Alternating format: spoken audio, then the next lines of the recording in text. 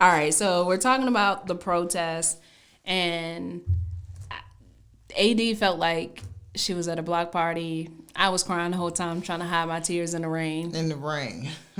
No, I'm saying we all have different stances, different fights to fight in this situation, but I wanted to go out there to because I almost feel like it's my duty to participate, but to find where I fit in, and the protesting portion of it is just not me. Everybody has a role. Everybody has a role, but people don't feel like that. It's like, it got to seem like, oh, what protest you hitting up? Like, where you going for the party? Like, people are... First of all, I didn't know it was just disorganized. Like, all the different cities and the different buildings that people meeting up at. We walking this way. At this time. At this time. Like, I mean, I'm excited about those types of things, but I don't think the protest part was for me. I'm going to just make sure I vote. That's a great point. Yeah, like, I'm going to make sure I vote, know who I'm voting for, educate myself on the system probably a little bit. Not too much. Not to be ignorant, but I'm trying to be interested in politics. I just can't. I'm not there yet. Yeah. I don't think I hate it. I think that's a really important point is know your role in making the change. Like, everybody is not meant to go out there and protest with signs and put up their fist and, fight the police.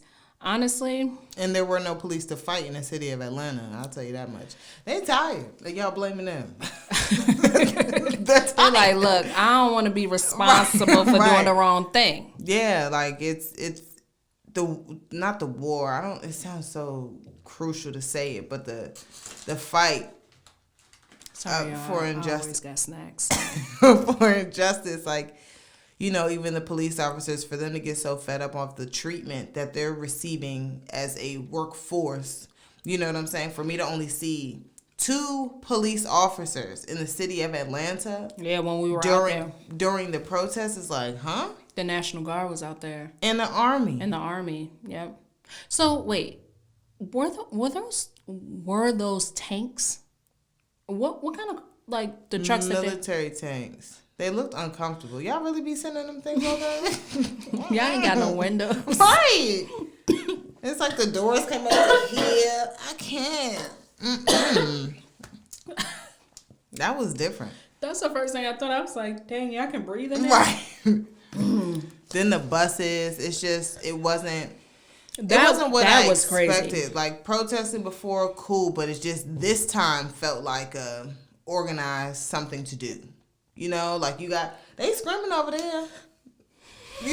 Fight the power. They over there, but we down here with the drinks and the party and the music, cha-cha slime. Do you think that this many people would have been out to protest had it, like... not been after quarantine?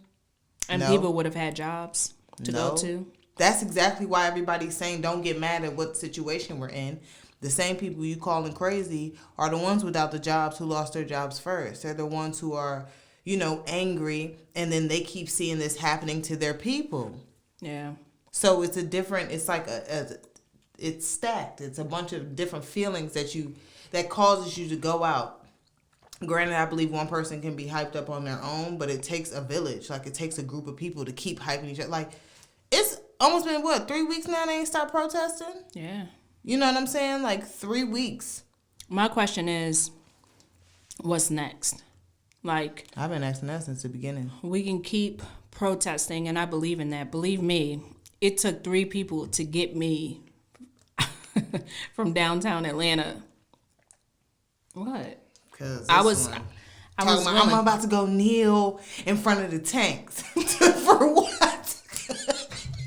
I was ready. I was ready to go to jail for what I believe. Like, I really was. I was ready to go to jail. And then AD was like, nah, you need to call your husband and tell him what you're about to do. And also let him know that we trying to get you out of it. Right. Don't put it on me. Because I was ready. I was like, oh, we got time. We don't have to leave right now. But let me tell you.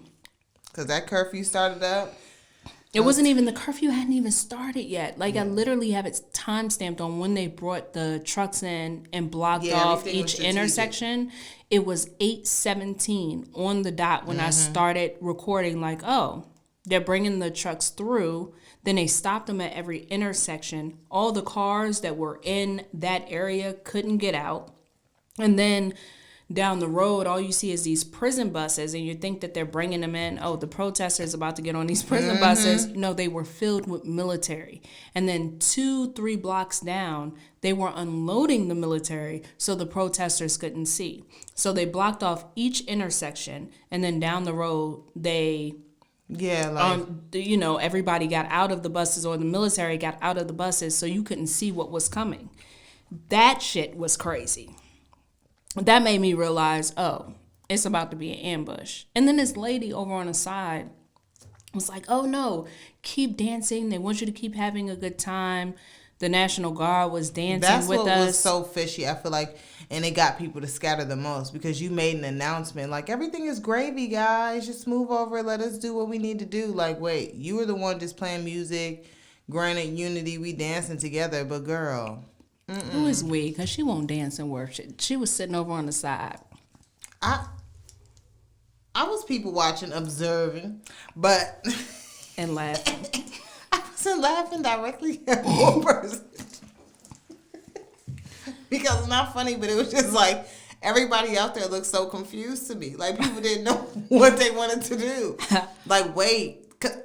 Are we mad at the police? Are we mad at the army? I saw a couple of people, I feel like, looking exactly how I felt. Like, what's happening? Are we about to cha-cha slide with the police? Like, not... And I'm not saying all of you guys are to blame, but an example needs to be made. And the example is not... slide to the left. That's not it to me. That's not it. Oh, that was on point. Yeah, that's not it. I was happy to see it because I was happy to see the unity that came from everybody being out there. But when were we ever divided from the army? That's the point. It's not about the army. The police wasn't out there, cha-cha sliding and doing the electric slide. The army was bored. The National Guard, we spoke to one of the boys in the National Guard. Who called you? The mayor? Yeah. And his name was James. He was 22. So young. Yeah, black. And he was just like, he was trying to explain. We were asking questions, and he basically explained that he feels like it's his fight, but he's only 22. And what is he supposed to do? It's the same question that AD asked. Like, what am I supposed to do? What am I supposed to do? Yeah. This is my job. Y'all called me out here to fight who? My people? For breaking into stuff that y'all keep doing to people? And that's what he kept saying. He was like, yo, of course I'm not going to harm my own people, but we're out here to make sure that there are no looters. Yeah. And then he said, I said, well, who called you out here? And he said, your mayor.